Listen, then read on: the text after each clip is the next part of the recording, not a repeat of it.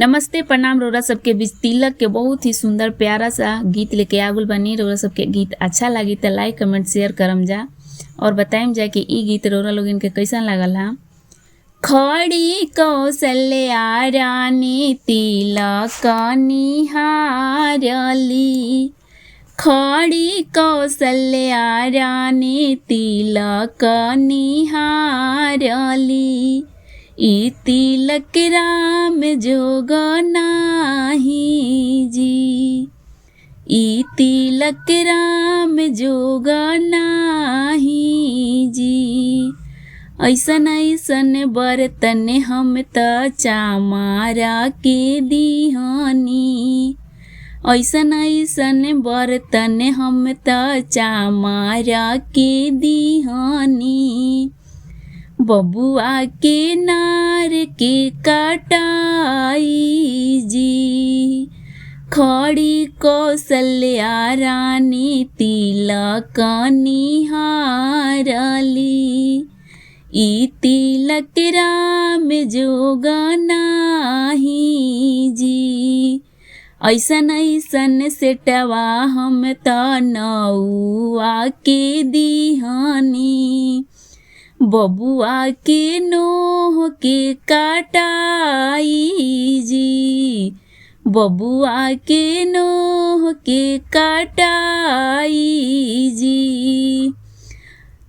खड़ी कौशल्या रानी तिलक निहारली, खड़ी कौशल्या रानी तिलक निहारली,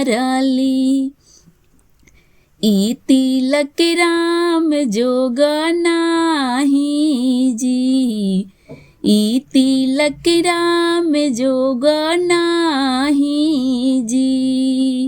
ऐसन ऐसन अंगूठी हम त ननदो के दिहनी, बबुआ के सौर के लिपाई जी, बबुआ के सौर के लिपाई जी।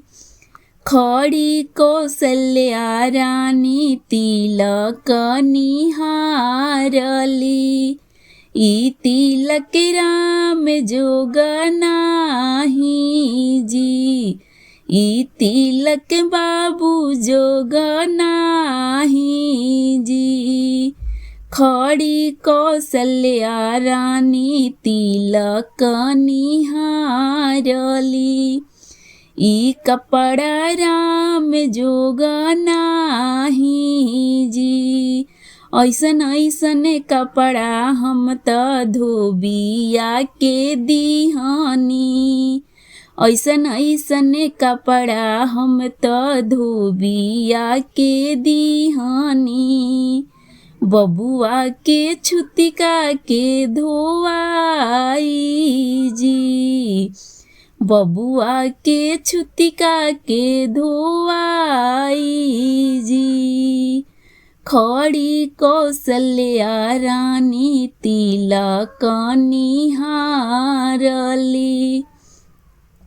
ई तिलक राम जोग नाही जी, ई तिलक राम जोग नाही जी।